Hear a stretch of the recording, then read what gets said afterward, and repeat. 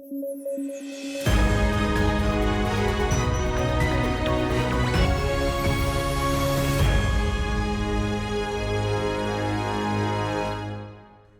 News at 9 programme में आपका स्वागत है। मैं हूं अमृत उपाध्याय। आइए जल्दी से देखें आज की हेडलाइंस। भारत और चीन के बीच हुआ समझौता, सीमा पर पेट्रोलिंग को लेकर राजी हुए दोनों देश। 2020 से चल रहा है विवाद। कालिदास सम्मान की हुई घोषणा, मध्य प्रदेश सरकार देती है अवार्ड, रघुपति भट्ट को मिलेगा पुरस्कार। और उड़ान योजना के हुए 8 साल पूरे, रीजनल कनेक्टिविटी था मकसद, 157 हुई देश में ऑपरेशनल एयरपोर्ट्स की संख्या।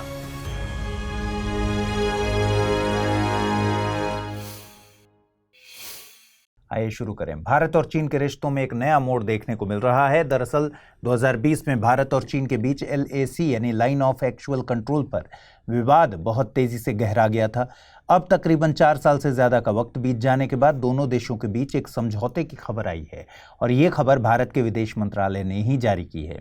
यह समझौता कई बातों को लेकर हुआ। एक तो भारत और चीन सीमा पर सैनिकों की गश्ती यानी पेट्रोलिंग को लेकर फिर से सहमति बन गई है, जिससे सीमा पर 50 से 60 हजार की संख्या पर तैनात भारत और चीन के सैनिकों की वापसी हो सकेगी।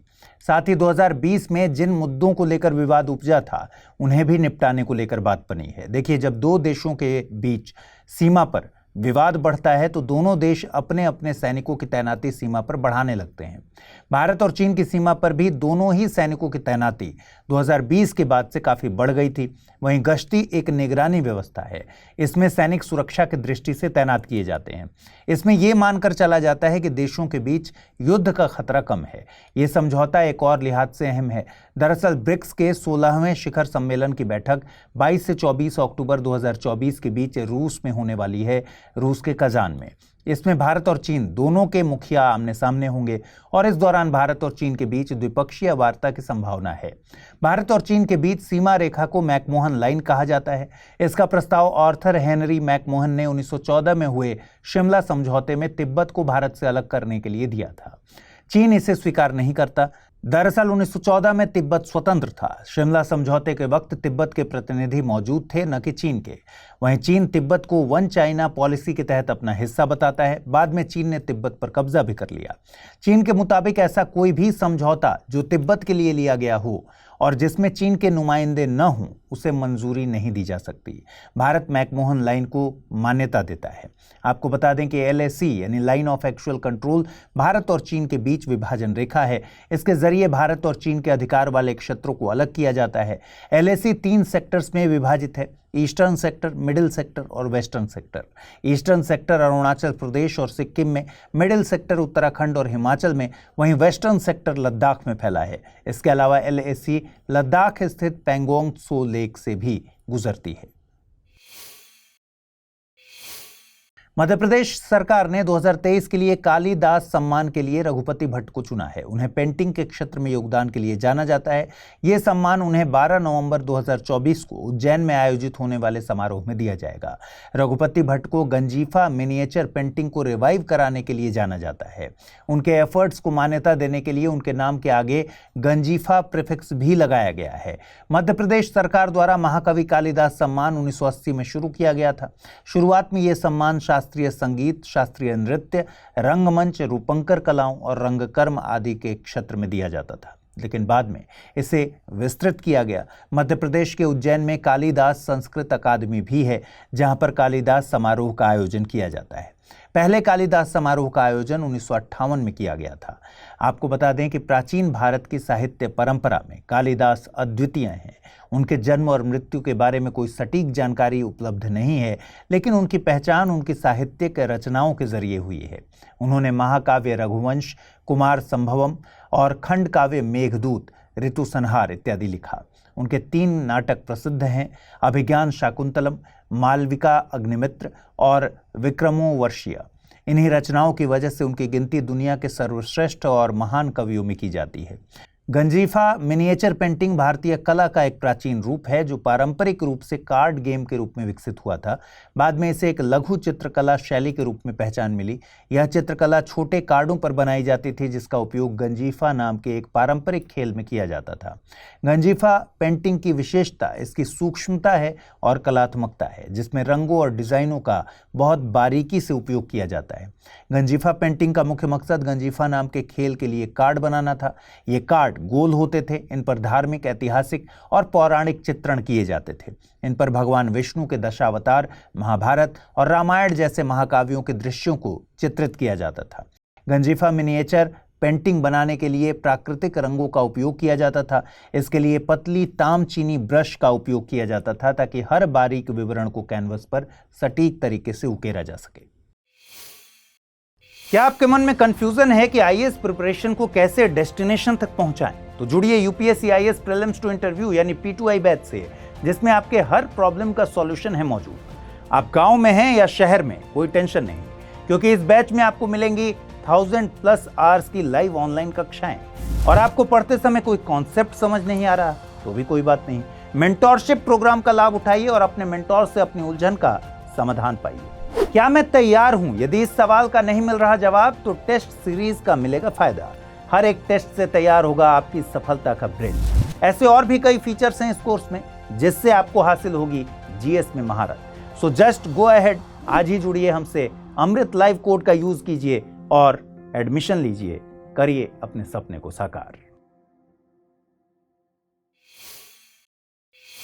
प्रधानमंत्री नरेंद्र मोदी ने छत्तीसगढ़, मध्य प्रदेश और उत्तर प्रदेश में 3 एयरपोर्ट्स का वर्चुअली उद्घाटन किया। ये एयरपोर्ट्स छत्तीसगढ़ के सरगुजा, मध्य प्रदेश के रीवा और यूपी के सहारनपुर में शुरू किए गए हैं। तीनों ही राज्यों में इन एयरपोर्ट से कनेक्टिविटी में इजाफा होगा।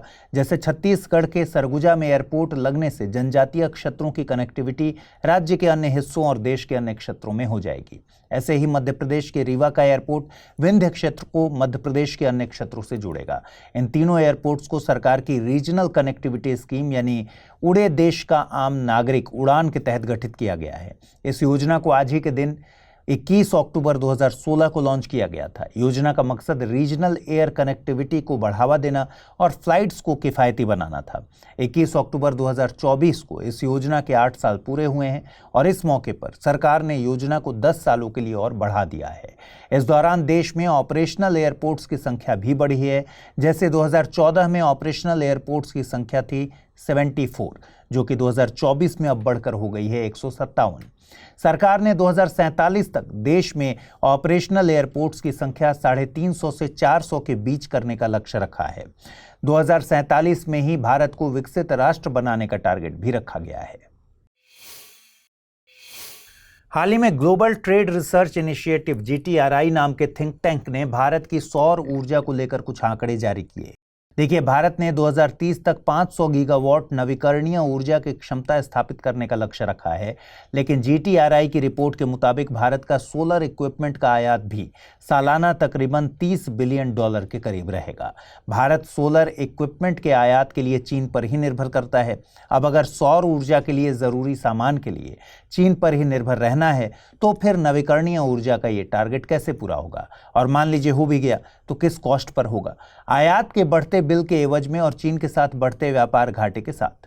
GTRI ने रिपोर्ट में भारत की केवल चिंताएं नहीं बढ़ाई हैं बल्कि कुछ सिफारिशें भी की हैं। जैसे भारत को पॉलीसिलिकॉन और वेफर के उत्पादन में आत्मनिर्भर होना चाहिए। इसके अलावा सौर ऊर्जा उत्पादन में निवेश को बढ़ाए जाने की ज़रूरत है। PLI स्कीम के दायरे को भी विस्तार देने की ज़रूरत है। साथ ही स्किल्ड या कौशल युक्त कार्यबल को तैयार करने की ज़रूरत पर बल दिया गया है। वैश्विक स्तर पर दुनिया के लगभग सभी देश नवीकरणीय ऊर्जा की तरफ शिफ्ट कर रहे हैं, जिसमें सबसे बड़ा रोल सौर ऊर्जा प्ले कर रही है। वजह है सौर ऊर्जा की आसानी से उपलब्धता। भाई, सूरज की रोशनी तो आसानी से उपलब्ध है ही, लेकिन सोलर पैनल जिसके जरिए सौर ऊर्जा को कैप्चर और मानवीय ज़रूरतों के लिए इस्तेमाल किया जाता है, इनका उत्पादन हर देश नहीं कर पाता। वैश्विक स्तर पर सौर ऊर्जा के इक्विपमेंट्स के उत्पादन में चीन 80% की हिस्सेदारी रखता है। इसलिए GTRI की रिपोर्ट में सोलर ऊर्जा उत्पादन की मैन्युफैक्चरिंग यूनिट्स को भारत, USA और जापान जैसे देशों में लगाने की सलाह दी गई है। आइए देखें आज का टर्म ऑफ द डे। आज का टर्म ऑफ द डे है जीएम फसलें, जीएम क्रॉप्स यानी जेनेटिकली मॉडिफाइड फसलें। ये ऐसी फसलें होती हैं जिनमें जीन्स को आर्टिफिशियली मॉडिफाई किया जाता है। आमतौर पर इसके लिए दूसरे ऑर्गेनिज्म से जेनेटिक मटेरियल लिया जाता है। जीएम फसलों को इस तरह तैयार किया जाता है कि इनके बीजों से फसल पहले से बेहतर हों, ये बीमारियों से लड़ सकें और सूखे से जूझ सकें। साथ ही इन फसलों में कीटों के हमले से लड़ने की क्षमता ज़्यादा होती है। चूंकि इन फसलों की न्यूट्रिशनल वैल्यू बहुत ज़्यादा होती है, इसलिए खाद्य सुरक्षा में भी इनकी बड़ी भूमिका है। हालांकि ये बात अलग है कि भारत में अभी तक केवल एक जीएम फसल बीटी कॉटन की ही वाणिज्यिक खेती को मंजूरी मिली है। आइए देखें आज के रैपिड न्यूज में क्या है खास। हाल ही में ऑन ट्रैक और of course assessing progress towards the 30-30 target in the ocean शीर्षक वाली एक रिपोर्ट जारी की गई। रिपोर्ट के अनुसार समुद्र का केवल 8.3% हिस्सा ही समुद्री संरक्षित क्षेत्र के दायरे में लाया गया है और इसमें से भी केवल 2.8% क्षेत्र को ही प्रभावी रूप से संरक्षित किया जा सका है। एक्सपर्ट्स के मुताबिक ऐसी स्थिति ब्लू वॉशिंग को जन्म देती है, जिसका तात्पर्य है जहां क्षेत्रों को संरक्षित बताया गया है लेकिन रियलिटी में वो संरक्षित नहीं होते या उसका कुछ ही भाग संरक्षित होता है। दरअसल 2022 में यूएन जैव विविधता सम्मेलन में वैश्विक लीडर्स ने 2030 तक महासागरों का 30% हिस्सा संरक्षित करने पर सहमति दी थी। इसका मकसद जलवायु परिवर्तन, अत्यधिक मछली पकड़ने और प्रदूषण से उत्पन्न खतरों से निपटना था। इसे 30-30 टारगेट के नाम से भी जाना जाता है। अज़ोरेस द्वीप समूह की क्षेत्रीय सभा ने उत्तरी अटलांटिक में सबसे बड़े समुद्री संरक्षित क्षेत्र के निर्माण को मंजूरी दी है। यह निर्णय अंतर्राष्ट्रीय संरक्षण लक्ष्यों का समर्थन करता है। नया समुद्री नेटवर्क लगभग 3 लाख स्क्वायर किलोमीटर में फैला होगा। इस क्षेत्र का आधा हिस्सा पूरी तरह से संरक्षित रहेगा, जहां मछली पकड़ना और पर्यटन प्रतिबंधित होगा। दूसरे आधे हिस्से में केवल चयनित मछली पकड़ने की अनुमति होगी। अज़ोरेस पुर्तगाल का एक स्वायत्त क्षेत्र है जिसकी अपनी सरकार है और विधायिका है। 9 द्वीपों वाला यह द्वीप समूह पुर्तगाल से 1500 किलोमीटर पश्चिम में है। द्वीप समूह अमेरिका, यूरेशिया और अफ्रीकन प्लेटों के ट्रिपल जंक्शन से जुड़ी ज्वालामुखी गतिविधि का परिणाम है। केंद्रीय श्रम एवं रोजगार मंत्री मनसुख मांडविया ने आज ई श्रम वन स्टॉप सॉल्यूशन को लॉन्च किया। यह पहल असंगठित श्रमिकों को सरकारी योजनाओं तक आसान पहुंच मुहैया कराएगी। यह सरकार और असंगठित श्रमिकों के बीच मध्यस्थता का काम करेगी। इससे श्रमिक आसानी से सरकारी योजनाओं का लाभ उठा सकेंगे। इस प्लेटफॉर्म पर श्रमिकों को खास तौर से उनके लिए बनी योजनाओं की जानकारी मिलेगी। विभिन्न केंद्रीय मंत्रालयों और विभागों से अब तक करीब 12 योजनाओं को ई श्रम प्लेटफॉर्म से जोड़ा गया है। 26 अगस्त 2021 को लॉन्च होने के बाद ई श्रम पोर्टल ने 30 करोड़ से ज्यादा असंगठित श्रमिकों का पंजीकरण किया है। वर्ल्ड आयोडीन डेफिशिएंसी डे यानी विश्व आयोडीन अल्पता दिवस हर साल 21 अक्टूबर को मनाया जाता है। यह दिन आयोडीन की स्वास्थ्य के लिए आवश्यकता और इसकी कमी के परिणामों के बारे में जागरूकता बढ़ाने के लिए मनाया जाता है। आयोडीन थायराइड हार्मोन T4 और T3 बनाने के लिए ज़रूरी है। यह हार्मोन मेटाबॉलिज्म को नियंत्रित करते हैं और भ्रूण तथा नवजात शिशु के विकास में मदद करते हैं। भारत सरकार ने इस समस्या के निदान के लिए 1962 में राष्ट्रीय घेघा नियंत्रण कार्यक्रम शुरू किया था। 1992 में इसे विस्तारित कर राष्ट्रीय आयोडीन अल्पता विकार नियंत्रण कार्यक्रम नाम दिया गया। इसका मकसद आयोडीन की कमी से संबंधित रोगों को व्यापक रूप से कवर करना था। पिछले कुछ दिनों से बिजली संकट से जूझ रहे क्यूबा के सामने एक और बड़ी चुनौती आ गई है। दरअसल चक्रवाती तूफान ऑस्कर ने दक्षिण पश्चिम बाहामास में लैंडफॉल किया है और अब यह तूफान क्यूबा की ओर बढ़ रहा है, जहां इसके दूसरे लैंडफॉल की संभावना बताई गई है। ऑस्कर को एक उष्णकटिबंधीय तूफान के रूप में नामित किया गया है। इसमें निरंतर हवाओं की गति लगभग 130 किलोमीटर प्रति घंटे की है। क्यूबा कैरेबियन सागर का सबसे बड़ा द्वीप है।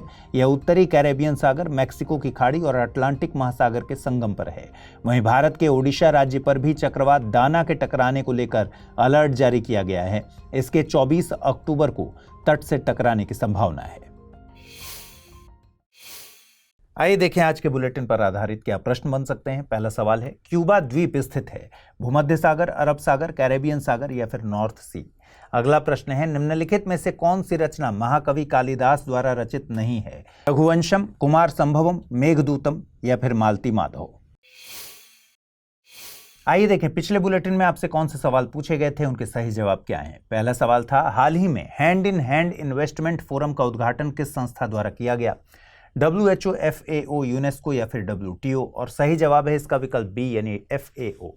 अगला प्रश्न था, डिप्थीरिया से संबंधित निम्नलिखित कथनों पर विचार करें। डिप्थीरिया बीमारी वायरस के द्वारा फैलती है। डिप्थीरिया में ह्यूमन रेस्पिरेटरी सिस्टम प्रभावित होता है। सही कथनों को चुनना था। केवल एक, केवल दो, एक और दो, दोनों, न तो एक न ही दो। और सही जवाब है इसका विकल्प बी यानी केवल दूसरा कथन ही सही है। तो आज इस बुलेटिन में फिलहाल इतना ही। कल रात 9 बजे आपसे फिर से मुलाकात होगी। ख्याल रखिए अपना, ठीक से पढ़ाई कीजिए। अगर आप इस बुलेटिन की PDF हासिल करना चाहते हैं, अमृत उपाध्याय 007 टेलीग्राम चैनल है जिस पर इसकी PDF रोजाना मिलती है। आज पूछे गए सवालों के जवाब भी कमेंट सेक्शन में देना है और इस बुलेटिन को लाइक करना बिल्कुल भी मत भूलिएगा। नमस्कार।